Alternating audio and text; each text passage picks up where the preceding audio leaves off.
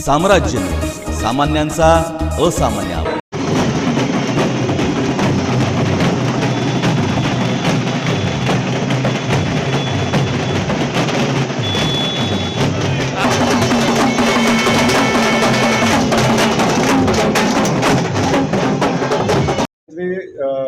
राजाभाऊ आमचे मुख्यमंत्र्यांचे खूप लाडके कार्यकर्ते आहेत आणि त्यामुळे राजाभाऊंचं कौतुक करणं बनतंच। त्यामुळे राजाभाऊंना फोन येणं साहजिक आहे। त्यामुळे मी आपल्याला सांगेन की एक आपला सहकारी ज्यानं बाजी प्रभूसारखी खिंड लढवली अशा सहकार्याचा झालेला पराभव माननीय मुख्यमंत्री मोदयांच्याही जिव्हारी लागलेला होता। तेव्हा अशा कार्यकर्त्याचं पुनर्वसन करणं हे आदरणीय देवेंद्रजीकडूनच शिकलं पाहिजे, मुख्यमंत्री मोदयांच्याकडूनच शिकलं पाहिजे आणि खरा आदर्श त्यांनी घालून दिलेला आहे। स्थानिक स्वराज्य संस्था निवडणुका झाल्या, विधान परिषद झाली, मुख्यमंत्र्यांनी तुम्हाला दिलेलं जे काम आहे ते पूर्ण झालं वाटतंय? नाही, आता तर 1-2 पायऱ्यावर आलेला हो। आता हे जे 102 मतं इतर म्हणजे महायुती आणि महाविकास आघाडी सोडून 102 मतं होते, त्यातले 40 मतं ही राष्ट्रवादीला गेलेली आहेत आणि 62 मतं आपल्याला आलेली आहेत आणि 13 मतं बाद झालेली आहेत। ह्या 13 मतं बाद झाली, त्यामधल्या आपले किती बाद झाले या संदर्भातली काही बहुतांश मतं आमचीच आहे, बहुतांश मतं आमची आहेत। पण मी तुम्हाला सांगतो की मूळ याच्यामध्ये आम्ही खूप मोठं गेन केलेलं आहे, आम्ही खूप मोठे मतं मिळवलेली आहेत। जसं पक्षाच्या चिन्हावरच्या मताचा हिशोब केला तर तुम्हाला खूप मोठा फरक याच्यामध्ये दिसेल।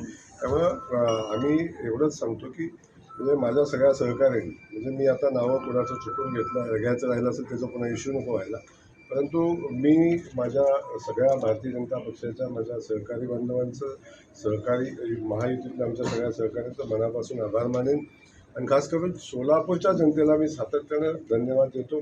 आजही धन्यवाद देईन की त्यांनी आमच्या भारतीय जनता पक्ष महायुतीच्या विचारावर विश्वास ठेवला आणि या जिल्ह्याला पुढे घेऊन जाण्याची जी क्षमता आहे किंवा या जिल्ह्याला पुढं कोण घेऊन जाईल तर भारतीय जनता पक्ष आणि आदरणीय देवेंद्रजींच्या नेतृत्वाखाली सरकार पुढे घेऊन जाईल हा विश्वास आमच्या सोलापूरच्या जनतेला या निमित्तानं आहे। भाऊ, ऑपरेशन टायगर सक्सेसफुल झालेलं असं म्हटलं जात आहे। तर दुसरीकडे नागपूरमध्ये लोकसभा धाराशिव लोकसभा मतदारसंघाचे ओमराजे निंबाळकर ते स्वतः देखील महायुतीमध्ये आता येत आहेत, त्यांचं कशा पद्धतीनं स्वागत करतात? कारण बार्शीमध्ये एक आमदार आले, त्यांच्या रूपानं खासदार देखील शक्यता असणार।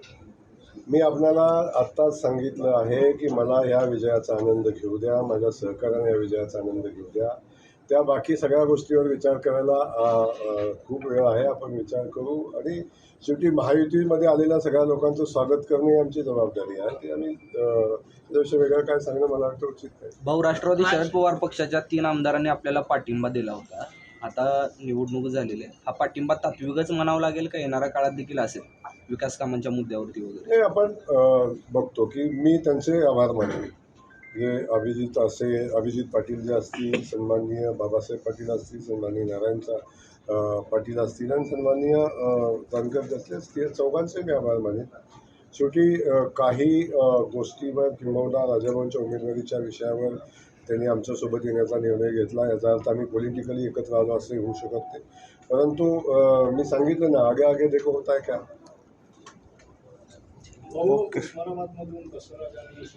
धाराशिवमधून तर सोलापूरमधून राजेंद्र येणाऱ्या काळामध्ये लोकसभेवर दावा ठोकण्यासाठी आता सज्ज आहे धाराशिव लोकसभेसाठी भारतीय जनता पक्ष योग्य ठिकाणी दावा ठोकेल, त्याची काळजी आपण करू नका। पक्षाला माहिती आहे कुठे लढायचं आहे, काय करायचं आहे, त्यामुळे चिंता करू नका। ओके, भारतीय जनता पार्टीचा हे विजन घे भारतीय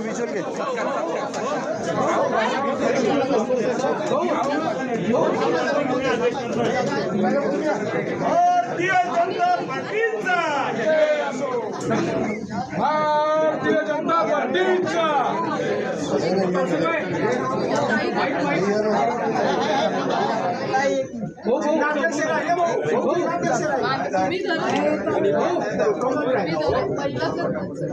महिला हात लावा, चला सगळ्या महिला आघाडीच्या